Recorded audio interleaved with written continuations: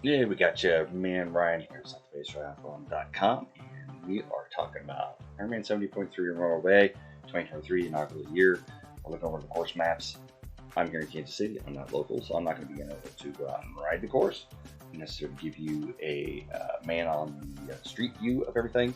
But I do coach athletes that will be doing the race. I make plans for athletes doing the race, and the way I get them prepared is I look on the course, look on the website, and glean as much information as I can, try to get them ready, trained up, and ready for the course. So those of you that do it this year, I'm sure there'll be lots of information of how are the roads, how is the wind, how is the weather, all that kind of good stuff. But we're going to dive in on just looking at the maps and just how to get prepared and how to kind of tackle the course in there. So looking at the website, this is your best source of information. You can't get out to the site, you can't get the local information or anything like that. You can't actually ride the course. This is the next best thing, is to make sure that you're prepared for what you're getting into on race day. Now, at the time of this recording, it's a little bit late to kind of put together a training plan the week before to get ready for the race, but it might give you valuable information on how to ride the course to make sure you get through and have plenty of energy to go through and get to the run course. So if you look at the course map, it is a nice out and back. So once you exit the swim, hit transition, you are on a 56-mile whirlwind, kind of up the coast here and down the coast back. So you got turn-by-turn directions, but I mean, basically there's like one U-turn and then you're done. So going down, I always like to look at the elevation profile.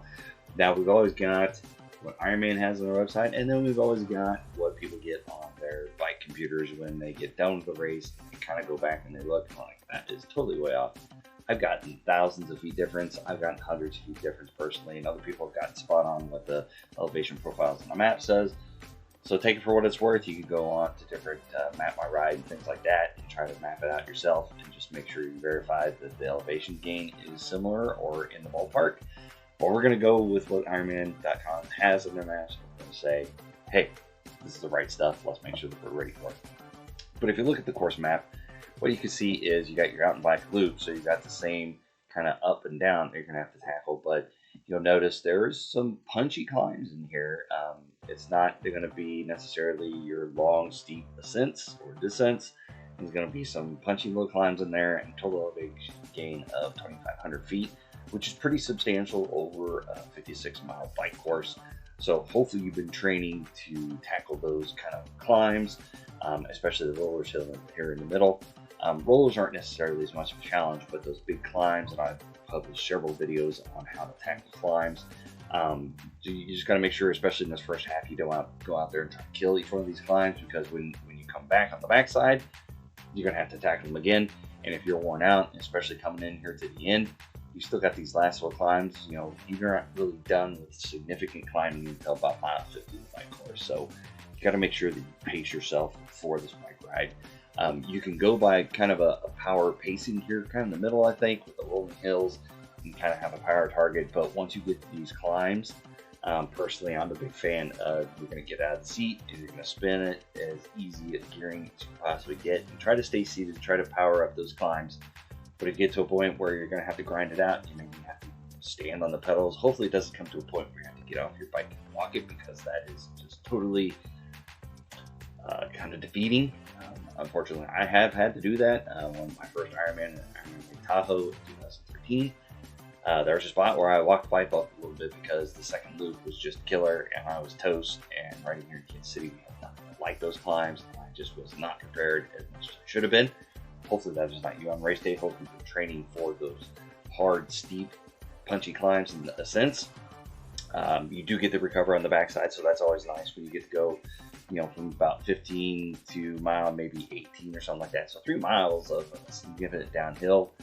So I think the keys are going to be to make sure that you've got gearing correct, to make sure that you've got enough ability to shift down low enough that you can spin up these hills. And then when you get on the backside, don't take it as an opportunity to crush the pedals. I would definitely take that as an opportunity to ride down those hills, get recovered, because there's going to be a couple of climbs here. You got this one, first major one, kind of a second mini major one, kind of a third little climb here, fourth pretty major climb, a fifth pretty steep ascent. Then you got a nice little rolling kind of climbs as you're going through to the turnaround. You come back to do it all over again. So that should give you a pretty good idea of what you're looking at when you come back. So what you're going down, then you're going back up. So notice this nice little downhill for about 3 miles, and then you're kind of a nice uphill for 3 miles. So like I said, make sure that you pace yourself. You're not rolling out of transition, trying to set the world on fire. You're focusing on your hydration and nutrition, especially you're looking at the temperatures this time of year, 66 degrees. I'd imagine it's going to be a little bit chillier in the morning, 57-degree water temperature. So make sure that you've got maybe some disposable, maybe some arm warmers or some tube socks that you cut the hands out of. So as you're rolling along and you start warming up, you can get rid of those at the aid station and throw them away. Just make sure you keep warm, keep comfortable, keep on your hydration. Even if it's cool, you hydrate, maybe not as much if it's super hot or anything like that, but you want to definitely keep on top of that, because 56 miles goes by and then you're out there doing a half marathon. You're definitely going to make sure you need to be hydrated as much as possible, as best as possible. Don't go overboard, but don't go underboard, because as temperatures decrease, we have a tendency not to really be as thirsty. So I think it's going to be key to make sure that you stay on top of your nutrition and hydration. Make sure you get dialed in for the right temperatures. This is going to be on race day. And in this video, I'm not going to go over the weather forecast or anything like that necessarily, but just be aware of what the forecast is and make sure you manage your hydration and nutrition plan appropriately on the bike. But I think I'm telling people is don't burn all your matches on those first 3 to 4 major climbs. Make sure that you get through them, pace yourself. And on the backside, you got a little bit of energy left. You might be able to use a little bit. You're definitely going to have to use it on these 2 climbs. And then you got this last little third kind of up and down for a little bit until you get back into transition. So I think that is going to be, I think it's going to be a fairly challenging course. I think people are going to be taxed by the end of it. So if you don't pace yourself correctly, you're going out there and you're trying to set world records out there on the bike, you're trying to set your PR for the 70.3 distance. You've done a couple of them. I don't know if this is going to be the course that you're going to do that. Should be nice and scenic though, kind of along the coast here. So you should have a little bit of distraction when you're going along. Winds could be a possibility, because sometimes you got some winds coming in off the ocean. So you might have a little bit of crosswind, which is nice and shouldn't be, unless it's a strong weather day or a strong wind day. Shouldn't be necessarily as much of a headwind, but a little bit of a crosswind to work with, which isn't the end of the world, but it does make things a little bit difficult. So here's crossing our fingers that it's not going to be as windy on race day, and crossing our fingers that the road's in good condition. So that is going to be, I think, my top tidbit, more than possibly staying in the aero position as much as possible. I think you're going to be out of aero quite a bit here, especially on these climbs. You have an opportunity to kind of middle section be an aero, and then you're going to be probably out of aero significantly doing these other climbs. After you've been training to do these climbs in arrows, it shouldn't be as much of a problem. But definitely, if you've got aero wheels, aero helmet, all that kind of stuff, definitely bring them out. I don't think it's necessarily going to make as much of an impact as if you're doing like a 70.3 Gold Coast or something like that. But I definitely think it's worth having if you've got them. If you got it, bring it. Party with it. You got the aero helmets, you got the aero wheels and everything. I don't necessarily think that this would be a race that would be worth your value to go rent race wheels at the Ironman Village or just locally or anything like that. I would not go out of my way to go get aero wheels or bring them. I wouldn't go out of my way necessarily. If you borrow an aero helmet, then great, but don't think this is necessarily going to be the race that's going to make the most impact for you. I think the biggest impact is going to be the proper gearing on your bicycle. I just published a post on that on YouTube, so make sure you search your channel and look that up. And then just making sure that you're pacing yourself correctly on the bike course. Now, if you're debating whether or not to use a road bike or a TT bike, if you could be on a road bike and you can be down the drops, this might be a good opportunity for a road bike course. Personally, I would bring my time trial bike. I would bring my aero wheels, all that kind of good stuff that I've got, rolling the O and all that kind of good stuff. I bring my aero helmet. I bring everything I had. But if you just have a road bike, you probably be in pretty good shape. Maybe you have aero bars here for the roller section, but definitely if you're debating between you live local, you're driving or something like that, should I bring a road bike? Should I bring a TT bike?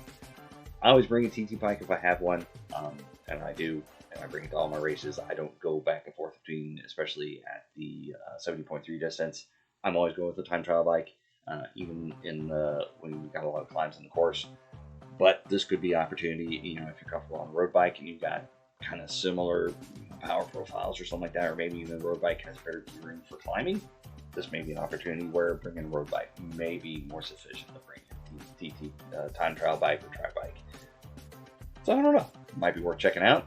If you go out there and you bring a road bike or bring a TT bike, and you want to share your experience, please just come back, put them on the comments, and be like, "Oh, that was totally horrible. I shouldn't have brought my time trial bike," or I brought my road bike, but I think I would have been fine on my time trial bike. If you do that, great. Bring it in here. Bring your comments in. Put them in the comments. Let me know how it did for you. But with that, I know I talk fast. Don't want to bore you too much here. Want to talk about the course, the highlights. Pace yourself.